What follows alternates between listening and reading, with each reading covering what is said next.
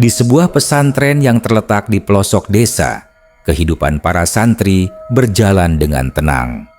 Pesantren ini sudah berdiri selama puluhan tahun dan dikenal memiliki reputasi yang baik di kalangan masyarakat sekitar. Namun, di balik ketenangannya, tersembunyi rahasia kelam yang tak pernah terungkap hingga akhirnya peristiwa tersebut meledak dan mengubah segalanya. Ustadz Iwan adalah sosok yang dihormati dan sangat dipercayai di pesantren ini. Selama bertahun-tahun, ia dikenal sebagai pengajar yang bijaksana, pintar, dan disegani oleh para santri. Beliau menjadi panutan bagi banyak orang, terutama dalam hal agama. Setiap hari, Ustadz Iwan mengajar para santri tentang agama Islam, memberikan nasihat bijak, dan terlihat begitu mendalam dalam ilmunya. Namun, seiring berjalannya waktu, ada yang merasa ada yang tidak beres dengan sikapnya.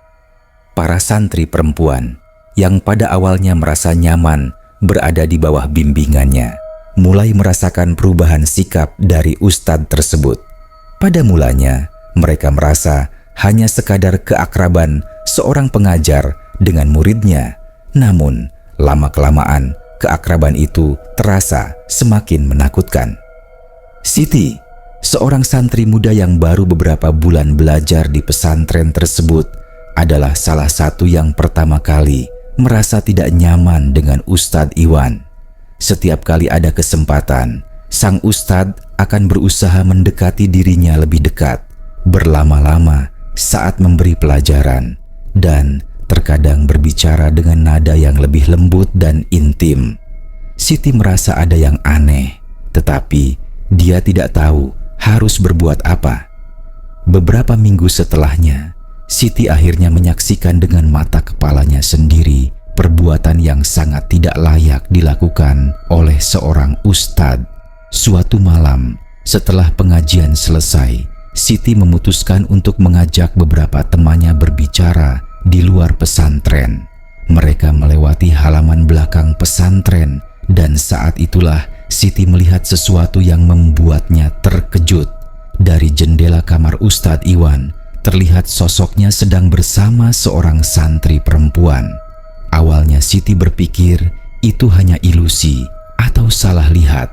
Namun setelah ia memperhatikan lebih teliti, ia melihat dengan jelas bahwa Ustadz Iwan sedang memegang tangan santri tersebut, berbicara dengan nada yang sangat berbeda dari biasanya. Siti merasa ketakutan, namun ia tetap berusaha mengendap-endap untuk mendekat dan melihat lebih jelas. Tanpa sepengetahuan Ustadz Iwan, Siti menyaksikan sang ustadz melakukan perbuatan yang tidak senonoh. Ia merasa ingin muntah melihat kejadian itu.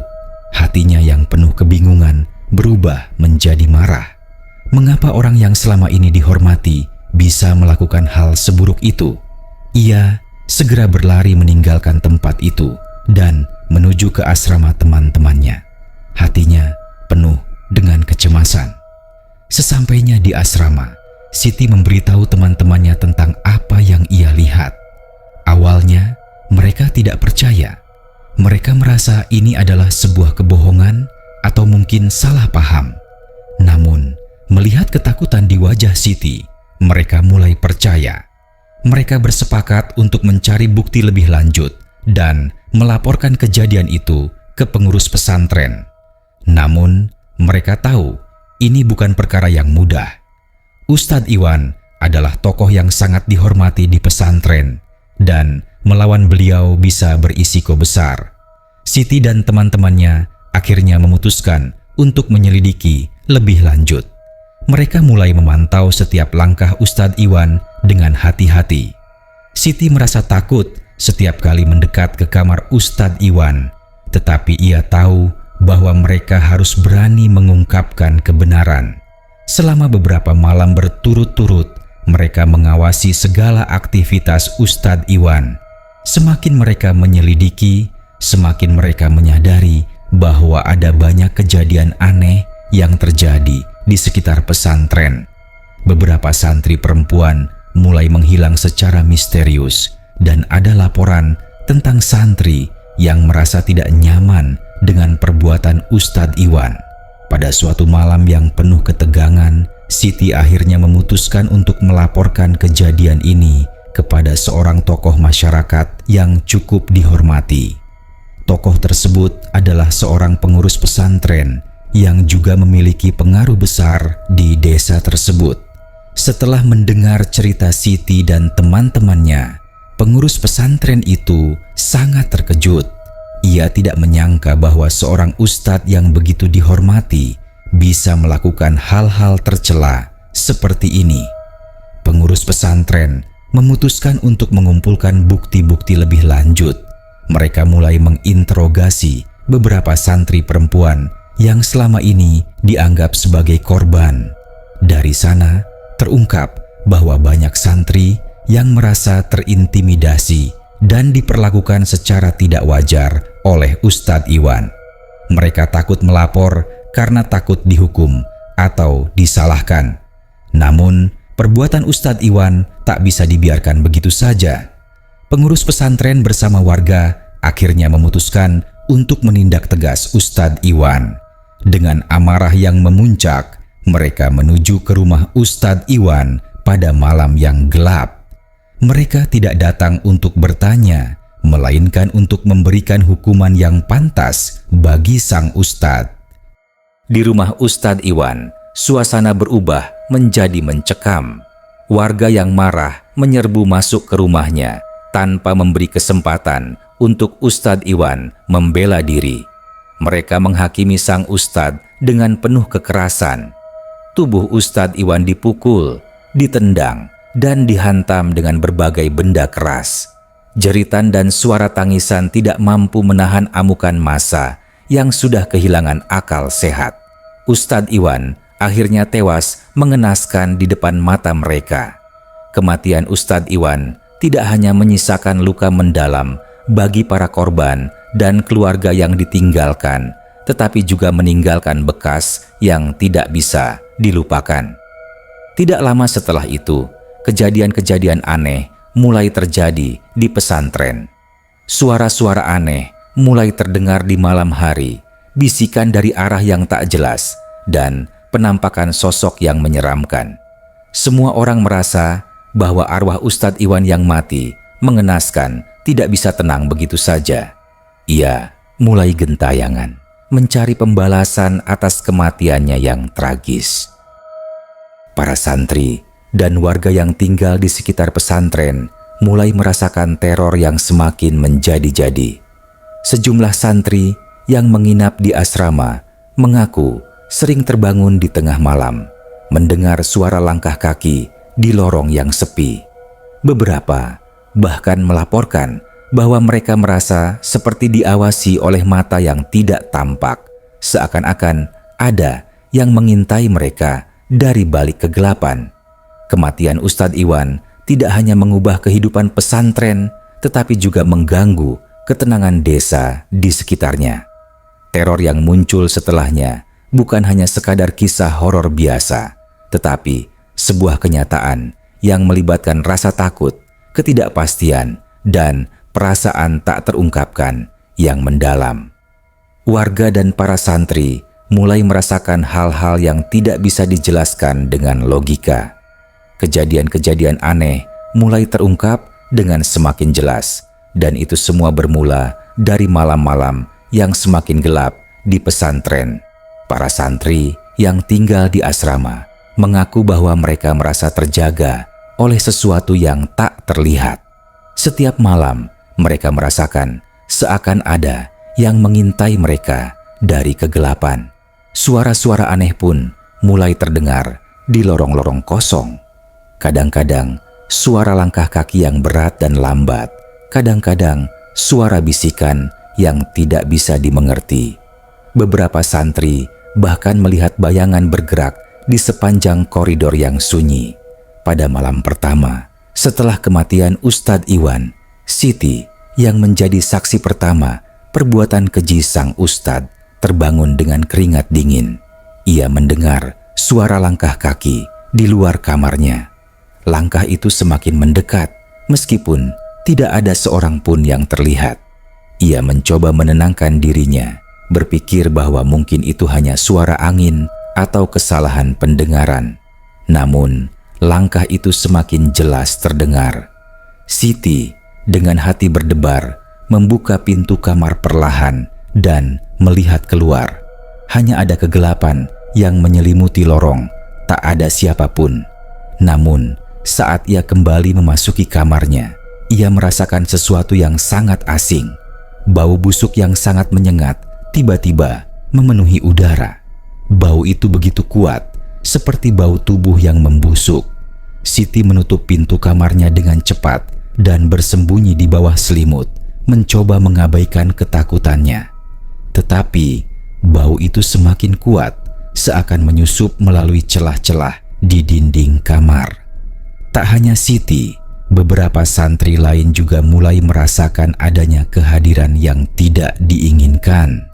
Beberapa dari mereka melaporkan bahwa mereka melihat sosok bayangan tinggi yang berdiri di pintu kamar mereka.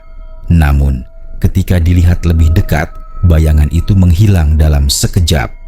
Kejadian-kejadian ini semakin meresahkan para santri, dan mereka mulai merasa bahwa pesantren yang dulunya menjadi tempat suci dan aman, kini berubah menjadi sarang teror. Pada malam keempat, setelah kematian Ustadz Iwan, sebuah kejadian yang sangat mengejutkan terjadi. Seorang santri bernama Rahmat yang sebelumnya tidak pernah percaya pada hal-hal gaib, merasakan kehadiran sesuatu yang mengerikan. Ia terbangun pada tengah malam, merasa ada yang mengganggunya. Dengan mata yang berat karena kantuk, ia membuka matanya dan melihat sosok seorang pria yang berdiri di sudut kamarnya. Sosok itu tampak mengenakan pakaian putih lusuh dengan wajah yang sangat pucat dan kosong.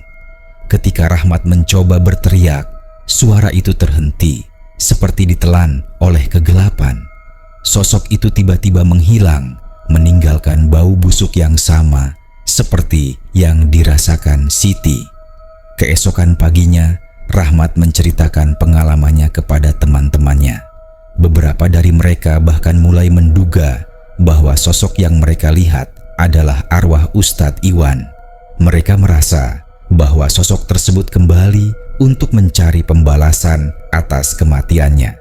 Namun, mereka tidak tahu apa yang harus dilakukan untuk menghentikan teror ini. Mereka merasa bahwa pesantren yang dulunya penuh kedamaian kini menjadi tempat yang penuh dengan kekacauan dan ketakutan. Para santri yang semakin tertekan mulai melaporkan kejadian-kejadian aneh itu kepada pengurus pesantren.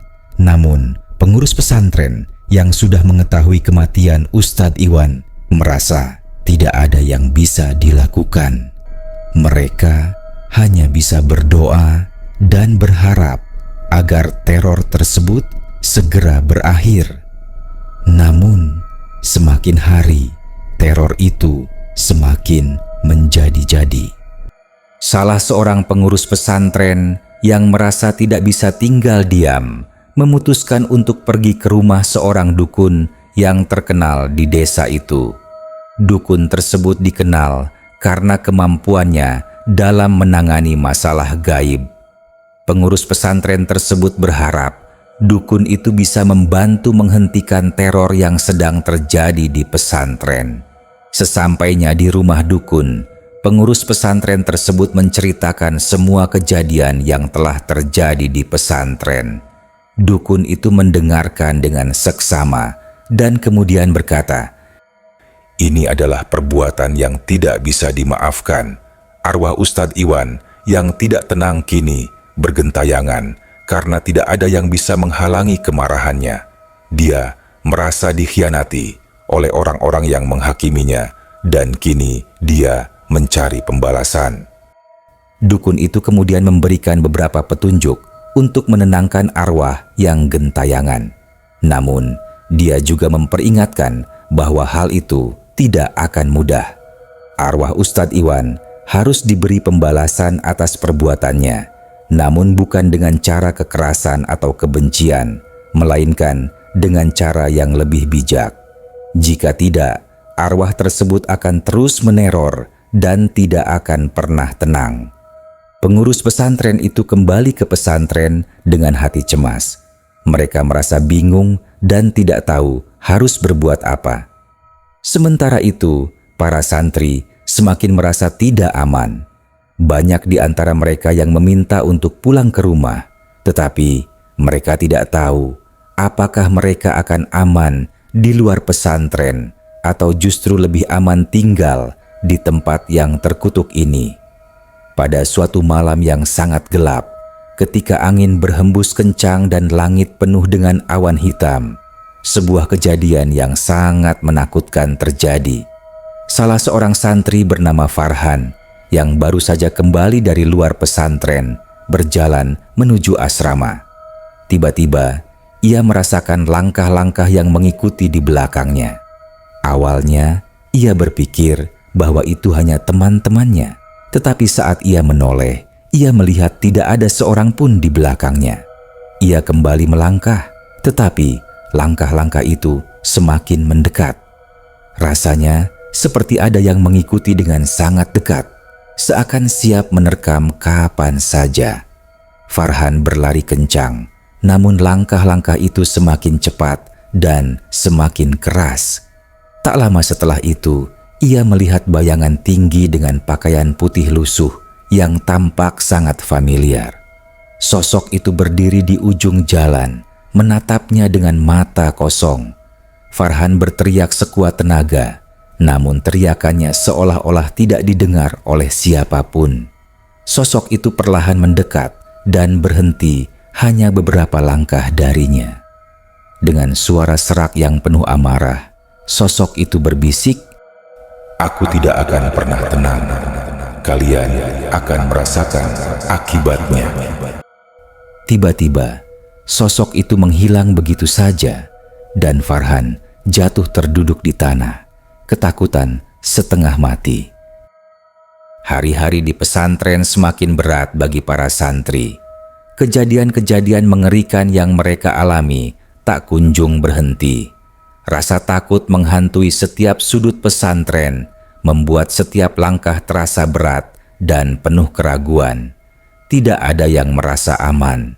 Wajah-wajah yang dulunya penuh semangat, kini berubah menjadi wajah yang murung dan penuh kecemasan. Mereka tahu bahwa yang mereka hadapi bukan lagi hal biasa. Mereka menghadapi teror yang datang dari dunia yang tak terlihat. Sebuah dunia yang penuh dengan kegelapan dan kebencian.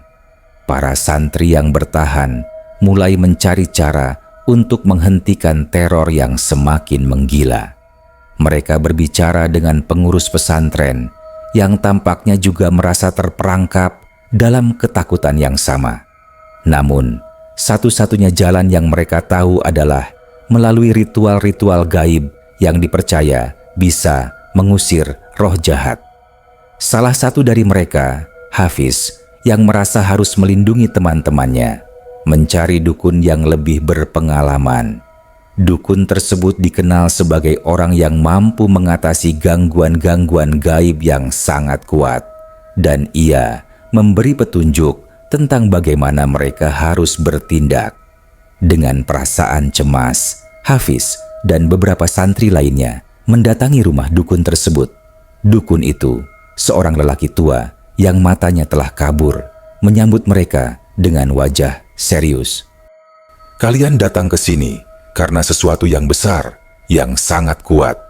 Tapi ingat, apa yang kalian hadapi bukanlah sesuatu yang bisa dihentikan dengan sembarangan," ucap dukun itu dengan suara berat. Dukun itu memberi mereka sebuah instruksi yang sangat spesifik.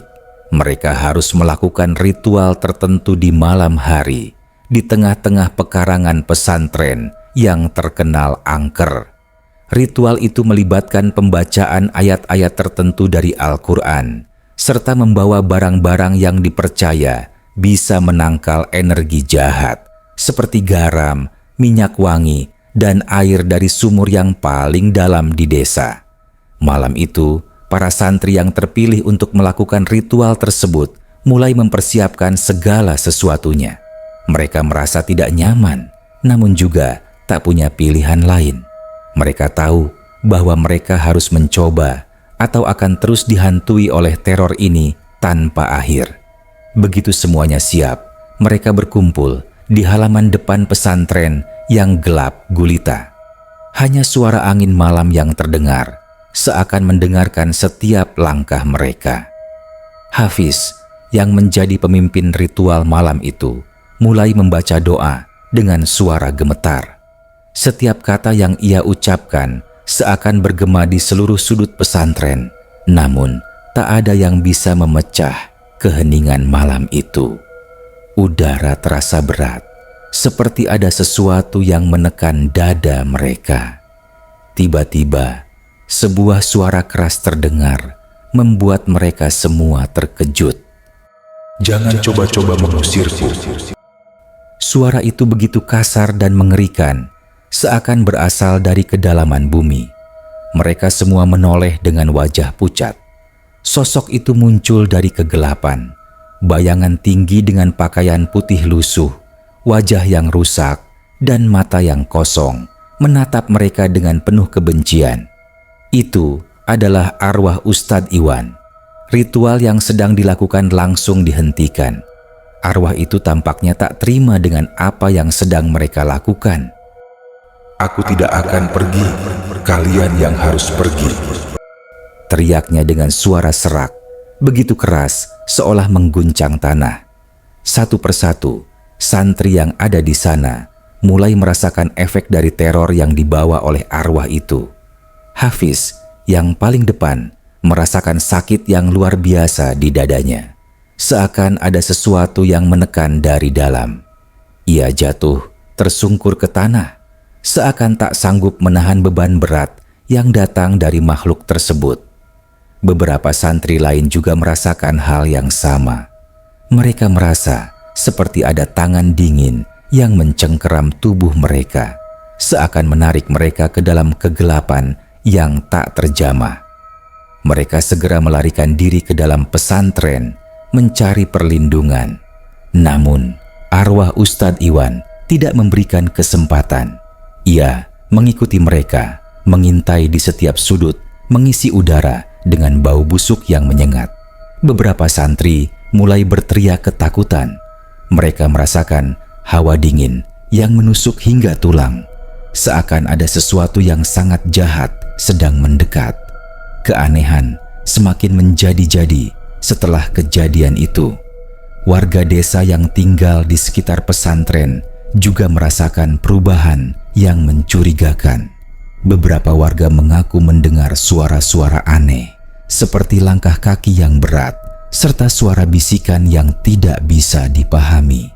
Warga yang berani mendekati pesantren juga mengaku merasakan ketegangan yang luar biasa, seolah ada sesuatu yang sedang mengawasi mereka dari jauh. Hari demi hari, teror semakin meningkat. Santri yang merasa tidak tahan lagi memutuskan untuk pulang ke rumah mereka masing-masing. Namun, tidak semua bisa melarikan diri. Sebagian dari mereka yang mencoba kabur malah dikejar oleh arwah tersebut, diseret ke dalam kegelapan yang tak bisa dijelaskan. Pada suatu malam, ketika langit tak berbintang, kejadian yang sangat mengerikan terjadi. Salah seorang santri, Iqbal, yang merasa bahwa ia tidak bisa berlari lagi, memutuskan untuk bertanya langsung kepada arwah Ustadz Iwan. Ia ingin tahu mengapa arwah itu begitu marah dan apa yang bisa mereka lakukan untuk menghentikan semua teror ini.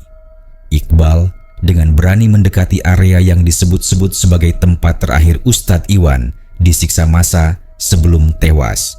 Di sanalah, katanya, jiwa Ustadz Iwan yang terluka merasa terperangkap dan terikat. Saat Iqbal berada di tempat itu, ia merasa seluruh tubuhnya kaku, seakan ada energi gelap yang membekapnya. Tiba-tiba, suara itu terdengar lagi, lebih dekat dari sebelumnya. Kalian tidak tahu apa yang telah kulakukan. Aku telah dihukum, tapi aku tak akan pernah tenang sampai kalian semua merasakannya. Suara itu bergetar di seluruh tubuh Iqbal, dan tanpa bisa ia cegah, ia pun terjatuh ke tanah, lemas. Arwah itu menghilang dalam kegelapan. Namun, ketakutan yang ditinggalkannya tetap membekas dalam diri Iqbal dan para santri yang tersisa. Mereka merasa terperangkap dalam sebuah pertempuran yang tak bisa mereka menangkan. Sebuah pertempuran melawan sesuatu yang jauh lebih besar dan lebih kuat dari apa yang bisa mereka hadapi. Setelah kejadian mengerikan yang dialami oleh Iqbal, para santri yang masih bertahan mulai merasakan bahwa mereka tak lagi hidup di dunia yang sama. Pesantren yang dulunya menjadi tempat untuk mencari ilmu, kini berubah menjadi sarang teror yang tak terelakkan. Setiap sudut bangunan, setiap dinding yang dulu kokoh, kini terasa penuh dengan ketakutan. Arwah Ustadz Iwan yang gentayangan tidak menunjukkan tanda-tanda akan pergi. Sebaliknya, ia semakin kuat, semakin mendekat, dan semakin menuntut balas. Iqbal yang sebelumnya merasa dirinya bisa menghadapi keadaan, kini terperangkap dalam ketakutan yang luar biasa. Saat ia mencoba berbicara dengan teman-temannya, ia merasa bahwa ada sesuatu yang mengawasi mereka setiap saat. Bahkan saat mereka tidur, arwah Ustadz Iwan seakan mengikuti mereka dalam mimpi, menuntut agar mereka mengungkapkan rasa bersalah mereka. Namun, ada satu orang yang masih tetap tenang di tengah kekacauan ini. Hafiz. Ia merasa bahwa mereka harus melakukan sesuatu yang lebih besar, lebih kuat jika ingin mengakhiri semua ini. Kita tidak bisa lari dari ini. Kalau kita lari, kita akan terus dihantui. Arwah itu tidak akan berhenti sampai kita melakukan apa yang harus kita lakukan, katanya dengan suara rendah namun tegas. Hafiz mengumpulkan santri yang tersisa dan berbicara dengan mereka tentang rencana yang ia buat. Ia mengatakan bahwa satu-satunya cara untuk menghentikan arwah Ustadz Iwan adalah dengan menemui tempat terakhirnya di mana ia disiksa massa dan meminta maaf dengan sungguh-sungguh. Tapi bukan itu saja. Ada ritual tertentu yang harus mereka lakukan untuk menenangkan arwah tersebut. Malam itu, di tengah kesunyian pesantren yang mencekam, mereka mempersiapkan segala sesuatunya. Setiap santri yang terlibat dalam ritual itu diberi tugas masing-masing. Beberapa harus membawa pembakar dupa, beberapa harus membaca doa, dan beberapa lainnya harus membawa air suci dari sumur di desa. Semuanya harus berjalan dengan sempurna, atau mereka tahu apa yang akan terjadi. Mereka menuju ke tempat yang telah ditentukan, tempat di mana arwah Ustadz Iwan terakhir kali terlihat. Sebuah lapangan kosong di belakang pesantren, tempat yang seharusnya menjadi tempat bermain bagi anak-anak, kini berubah menjadi kawasan yang angker. Tanah di sana tampak seperti telah dibakar, dengan bekas-bekas hitam yang mengingatkan mereka pada luka-luka lama yang tak bisa sembuh. Saat mereka sampai di sana, suasana semakin mencekam. Langit yang gelap seakan menutup rapat, membuat udara terasa semakin dingin. Seperti yang dijanjikan oleh dukun tua, mereka harus melakukan ritual dengan cara yang benar. Hafiz mulai memimpin doa-doa yang terdengar semakin kuat, sementara para santri lainnya menyiapkan benda-benda yang mereka bawa. Setiap doa yang mereka ucapkan semakin membentuk sebuah energi yang tak bisa dijelaskan dengan kata-kata. Namun, saat doa terakhir dibaca, sesuatu yang sangat aneh terjadi. Tiba-tiba, tanah di depan mereka bergoyang, seakan ada sesuatu yang bergerak di bawahnya. Tiba-tiba, dari tanah yang retak itu muncul sosok yang tinggi, putih, dan sangat mengerikan. Itu adalah Ustadz Iwan. Wajahnya rusak parah, penuh dengan darah yang mengalir dari luka-luka lama. Matanya yang kosong menatap mereka dengan penuh kebencian. Kalian berani datang ke sini. Kalian pikir dengan doa-doa itu bisa menghapus kesalahanku? Teriaknya dengan suara yang menggema di seluruh lapangan. Santri-santri yang ada di sana mulai merasakan teror yang luar biasa. Mereka merasakan hawa dingin yang begitu menusuk hingga ke tulang, dan tubuh mereka mulai lemas, seperti terhisap oleh kekuatan yang tak terlihat. Beberapa dari mereka terjatuh, menangis ketakutan. Namun, Hafiz tetap berdiri tegak. Ia tahu ini adalah saat yang menentukan. Dengan penuh keberanian, Hafiz melangkah maju. Ustadz Iwan, kami meminta maaf atas apa yang telah terjadi.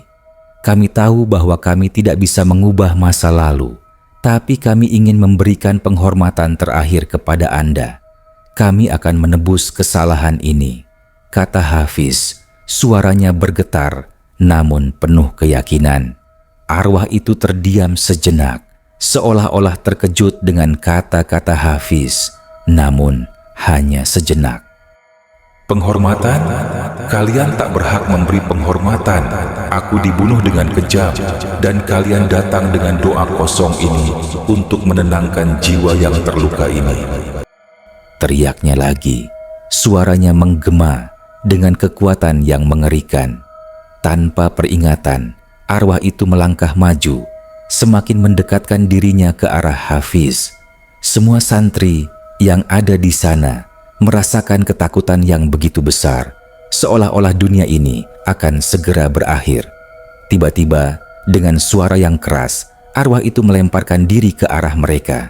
Namun, Hafiz tidak mundur. Ia berdiri tegak dan melanjutkan bacaan doa yang terakhir. Dengan izin Allah, kami meminta untuk diberi jalan keluar. Kami tidak takut lagi. Kami berjanji untuk memperbaiki segala kesalahan yang telah kami lakukan, dan kami akan menjalani hidup kami dengan penuh kesadaran. Arwah itu berhenti, terlihat ragu sejenak, sebelum akhirnya mengeluarkan suara teriakan terakhir yang begitu menakutkan. Tanpa peringatan, sosok itu menghilang ke dalam tanah, dan kegelapan pun perlahan-lahan surut. Semua santri terdiam sejenak, merasa terkejut dan akhirnya lega. Mereka tahu bahwa meskipun perjalanan mereka belum berakhir, setidaknya malam ini mereka telah berhasil menghadapi ketakutan terbesar dalam hidup mereka.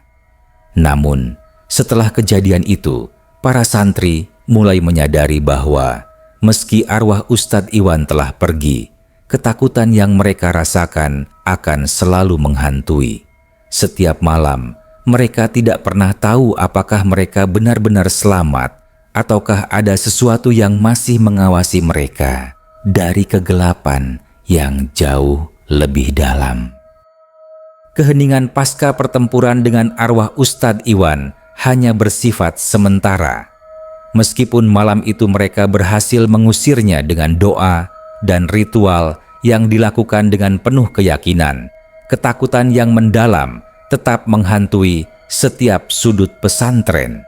Para santri yang terlibat dalam ritual itu merasa seolah-olah ada sesuatu yang mengikutinya pulang.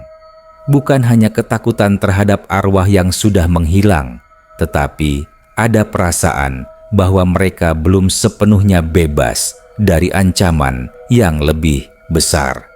Hari-hari berikutnya, suasana pesantren yang tadinya penuh dengan aktivitas belajar mengajar, kini berubah menjadi sepi dan menakutkan. Para santri mulai menghindari satu sama lain, berbicara hanya seperlunya. Meskipun mereka berusaha berdoa dan melanjutkan kegiatan seperti biasa, ketakutan yang tak terlihat itu terus menyelimuti mereka. Iqbal, yang sudah tidak bisa tidur dengan tenang sejak kejadian itu, mulai merasa bahwa ada sesuatu yang salah. Setiap malam, ia merasakan suara-suara aneh, seperti langkah kaki yang berat, meski tidak ada seorang pun di dekatnya. Bayangan hitam yang bergerak cepat seringkali melintas di sudut matanya, dan ketika ia menoleh, tidak ada apa-apa. Bahkan, ia merasa seperti diawasi setiap kali berjalan melalui koridor pesantren yang gelap.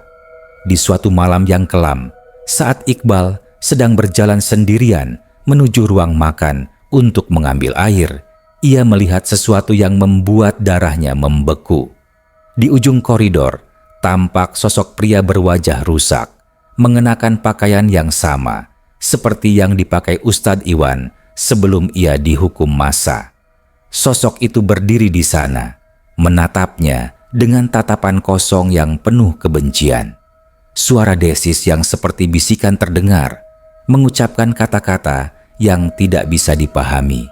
Hanya satu kalimat yang jelas terdengar, "Kalian semua harus membayar." Iqbal terperangah, tubuhnya kaku, tidak bisa bergerak. Hanya perasaan ngeri yang memenuhi dirinya. Sosok itu perlahan-lahan menghilang, tetapi perasaan teror yang ditinggalkan begitu nyata, seakan-akan tidak ada tempat yang aman. Iqbal segera berlari kembali ke kamar, menggigil ketakutan dengan perasaan bahwa pesantren yang dulu dikenal sebagai tempat yang aman, kini menjadi tempat yang sangat berbahaya. Keesokan harinya, Iqbal menceritakan kejadian itu kepada Hafiz yang tampaknya sudah tahu bahwa kejadian ini belum berakhir. Hafiz menatap Iqbal dengan serius. "Arwah itu belum pergi, Iqbal. Mungkin ia sudah berhenti mengganggu kita di dunia ini, tapi ada yang lebih besar yang sedang menunggu. Arwah yang mati dengan dendam seperti itu tidak akan tenang begitu saja. Ia akan mencari cara untuk melampiaskan kemarahannya." Hafiz merasakan hal yang sama. Meskipun mereka sudah melakukan yang terbaik untuk mengusir Ustadz Iwan, ada sesuatu yang tak beres.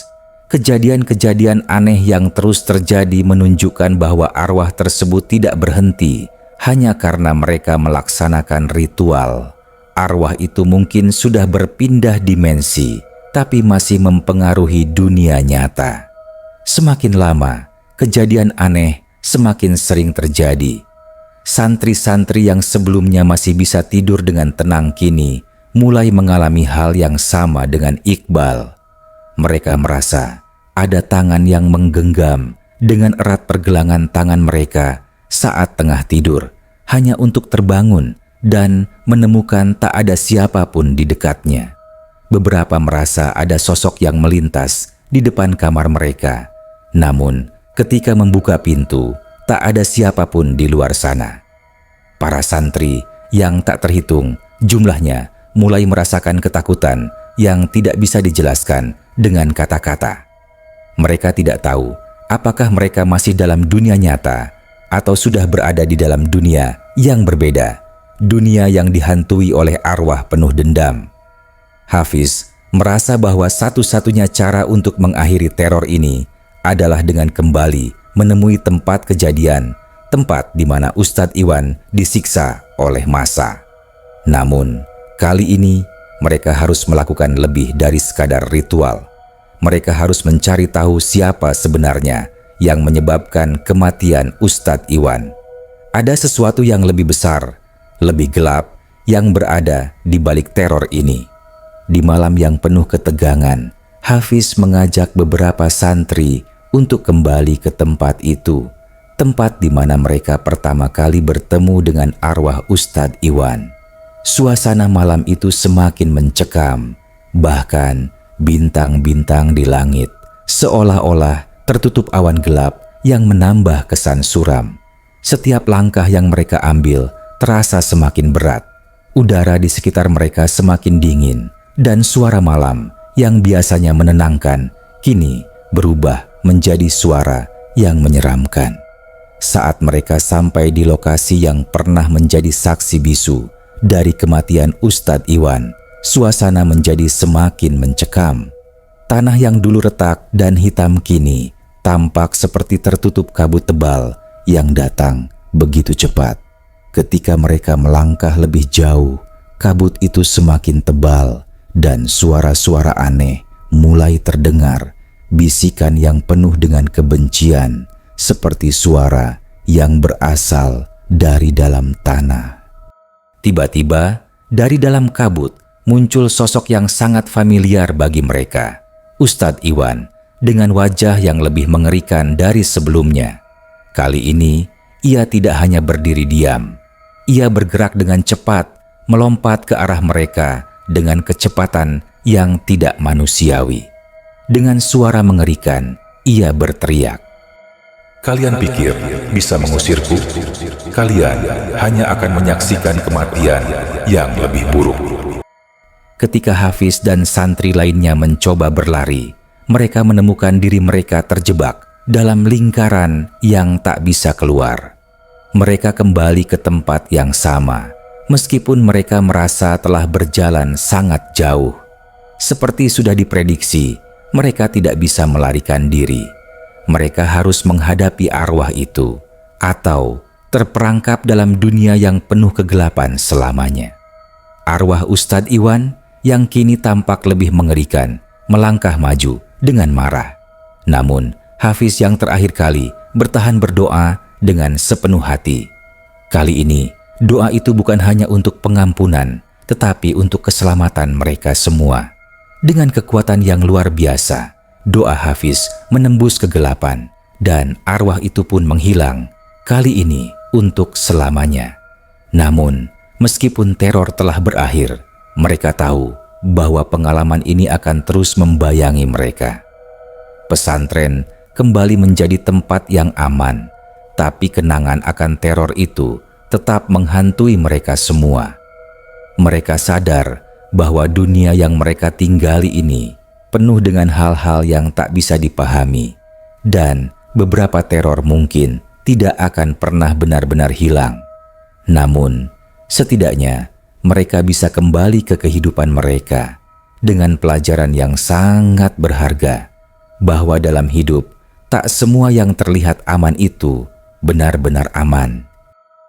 Meskipun teror telah berakhir, bayang-bayang kejadian yang menimpa pesantren itu terus menghantui setiap santri yang pernah terlibat dalam ritual dan peristiwa tersebut. Setiap malam, ketika mereka berbaring di atas kasur yang keras, pikiran mereka tidak bisa berhenti berputar. Mungkin saja arwah Ustadz Iwan sudah pergi, tetapi perasaan tidak aman itu tetap ada. Mereka selalu merasa ada yang mengawasi, selalu merasa ada yang mengintai di setiap sudut kamar. Bahkan ketika mereka berjalan melewati lorong-lorong gelap pesantren, bayangan hitam selalu terlihat bergerak di sudut mata mereka. Hafiz yang dulu sangat percaya diri, kini mulai mengalami perubahan besar dalam dirinya. Ia tidak lagi merasa damai ketika melaksanakan ibadah, dan matanya sering terlihat lelah, seakan-akan ia tidak bisa tidur dengan nyenyak. Mimpi buruk sering datang, menghantuinya dengan wajah Ustadz Iwan yang rusak, penuh dengan kebencian dan dendam. Tidak ada tempat yang aman dari bayangannya, dan meskipun mereka berusaha berdoa, rasa takut itu tidak pernah sepenuhnya hilang. Iqbal, yang pertama kali mengalami teror di malam yang penuh kengerian itu, juga merasakan dampaknya. Ia kini menjadi sangat pendiam, seolah ada sesuatu yang membelenggu dirinya. Ketika ia berbicara, suaranya terdengar lirih dan ragu. Matanya tampak kosong, seakan-akan ia kehilangan semangat hidup. Bahkan, ia mulai menghindari tempat-tempat yang sebelumnya biasa ia kunjungi, seperti ruang makan dan ruang belajar, karena di tempat-tempat itu, ia sering merasa ada yang mengamatinya. Kehidupan sehari-hari di pesantren yang dulunya penuh dengan kegembiraan, kini menjadi sebuah rutinitas yang suram. Tidak ada lagi tawa riang dari para santri, hanya bisu yang menghantui. Para santri mulai merasakan ada yang aneh dalam diri mereka. Ada perasaan bahwa arwah Ustadz Iwan bukan satu-satunya yang bersemayam di tempat ini. Ada sesuatu yang lebih besar, lebih gelap, yang tampaknya telah mengakar di dalam pesantren tersebut. Pada suatu malam, saat Hafiz sedang berjalan sendirian menuju masjid untuk melaksanakan sholat malam, ia merasakan sesuatu yang aneh. Suasana di sekitar pesantren tiba-tiba menjadi sangat sunyi. Tidak ada suara binatang, tidak ada angin yang berhembus, hanya keheningan yang mencekam. Hafiz merasa seolah-olah ia tidak sendirian. Setiap langkahnya terdengar begitu keras di telinganya, meskipun hanya ada dirinya di koridor panjang yang gelap itu. Tiba-tiba, ia merasakan sesuatu yang dingin menyentuh kulitnya. Seperti ada tangan yang melintasi wajahnya, tetapi ketika ia menoleh, tidak ada siapa-siapa. Nafasnya terhenti sejenak dan tubuhnya mulai gemetar. Lalu, terdengar suara dari kejauhan, suara yang perlahan-lahan mendekat. Suara itu semakin jelas, dan Hafiz bisa mendengar dengan sangat jelas kata-kata yang diucapkan. Kalian tidak bisa lari dariku. Kalian semua harus membayar. Suara itu begitu familiar. Itu adalah suara Ustadz Iwan. Namun, kali ini tidak ada wajah yang tampak di hadapan Hafiz. Hanya suara itu yang terus terdengar, semakin dekat, semakin menakutkan. Hafiz berlari sekuat tenaga, tetapi langkahnya terasa semakin berat, semakin lambat. Ia merasa seperti terjebak dalam suatu dimensi yang tidak bisa ia mengerti. Setiap kali ia mencoba berlari, ia selalu berakhir di tempat yang sama. Koridor itu terasa semakin panjang dan gelap. Meskipun teror telah berakhir, bayang-bayang kejadian yang menimpa pesantren itu terus menghantui setiap santri yang pernah terlibat dalam ritual dan peristiwa tersebut. Setiap malam, ketika mereka berbaring di atas kasur yang keras, pikiran mereka tidak bisa berhenti berputar. Mungkin saja arwah Ustadz Iwan sudah pergi, tetapi perasaan tidak aman itu tetap ada.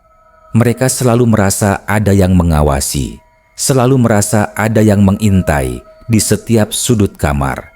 Bahkan ketika mereka berjalan melewati lorong-lorong gelap pesantren, bayangan hitam selalu terlihat bergerak di sudut mata mereka. Hafiz yang dulu sangat percaya diri, kini mulai mengalami perubahan besar dalam dirinya. Ia tidak lagi merasa damai ketika melaksanakan ibadah, dan matanya sering terlihat lelah, seakan-akan ia tidak bisa tidur dengan nyenyak. Mimpi buruk sering datang, menghantuinya dengan wajah Ustadz Iwan yang rusak, penuh dengan kebencian dan dendam. Tidak ada tempat yang aman dari bayangannya, dan meskipun mereka berusaha berdoa, rasa takut itu tidak pernah sepenuhnya hilang. Iqbal, yang pertama kali mengalami teror di malam yang penuh kengerian itu, juga merasakan dampaknya. Ia kini menjadi sangat pendiam, seolah ada sesuatu yang membelenggu dirinya. Ketika ia berbicara, suaranya terdengar lirih dan ragu. Matanya tampak kosong, seakan-akan ia kehilangan semangat hidup.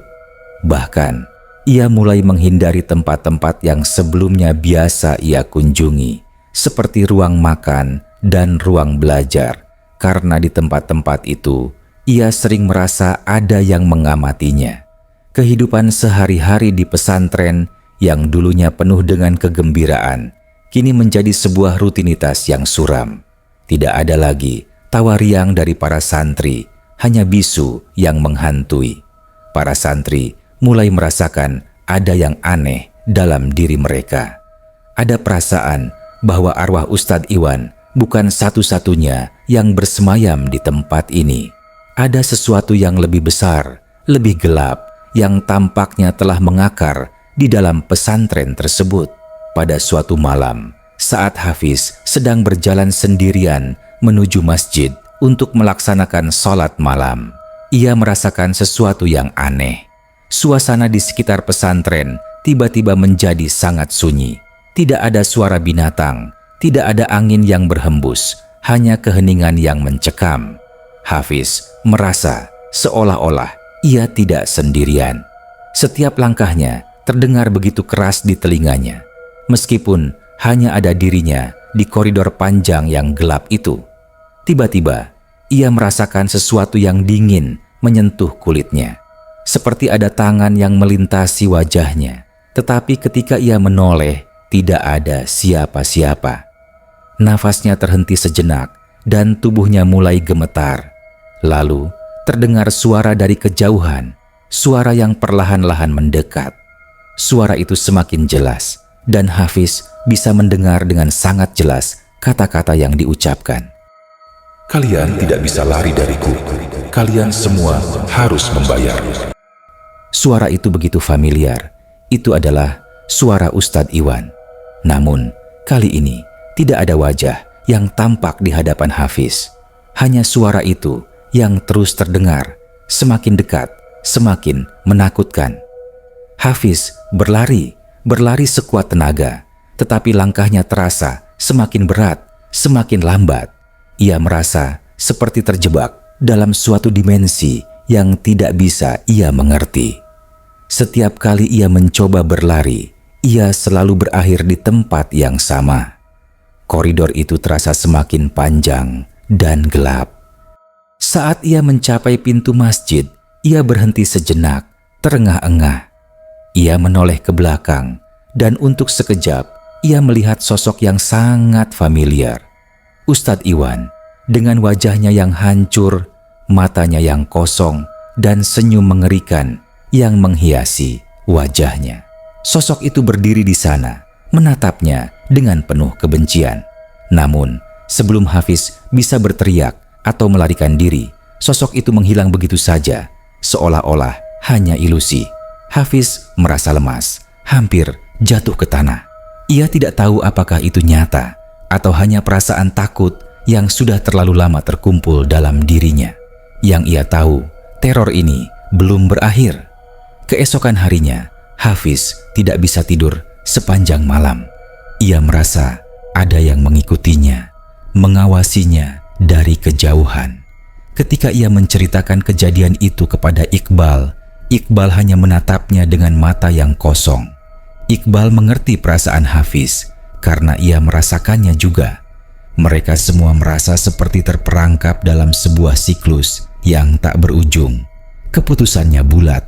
Mereka harus mencari tahu lebih dalam lagi tentang siapa sebenarnya Ustadz Iwan dan apa yang terjadi di balik kematiannya. Mereka harus mencari jalan keluar dari kegelapan ini, meskipun itu berarti mengungkapkan rahasia yang seharusnya tidak mereka ketahui. Dalam pencarian mereka, mereka mulai menggali lebih dalam tentang latar belakang Ustadz Iwan. Mereka berbicara dengan beberapa orang yang mengenalnya sebelum ia datang ke pesantren. Dari situ, mereka mengetahui bahwa Ustadz Iwan memiliki masa lalu yang kelam. Ia pernah terlibat dalam praktik-praktik yang sangat tabu dan gelap, bahkan melakukan perbuatan yang sangat tercela. Namun, apa yang paling mengejutkan mereka adalah bahwa sebelum kematiannya, Ustadz Iwan sepertinya sedang mencoba mencari jalan keluar dari kehidupan yang penuh dosa itu, tetapi terlambat. Terungkaplah kebenaran bahwa kematiannya bukanlah suatu kecelakaan atau hukuman semata. Itu adalah akibat dari perbuatan yang ia pilih selama hidupnya. Dan meskipun ia telah meninggal, dosa-dosanya yang tak terampuni terus menghantuinya, merasuki tempat yang pernah ia huni, pesantren ini.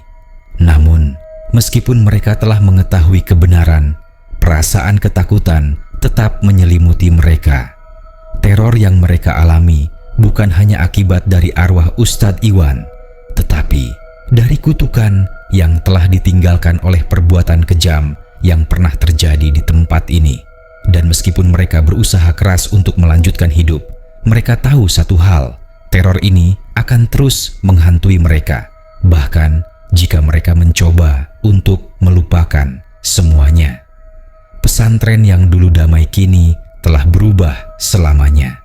Dan meskipun mereka terus berdoa dan berusaha melanjutkan kehidupan mereka, tak ada yang tahu kapan teror itu akan berakhir, karena bayang-bayang masa lalu terlalu kuat untuk dihapuskan.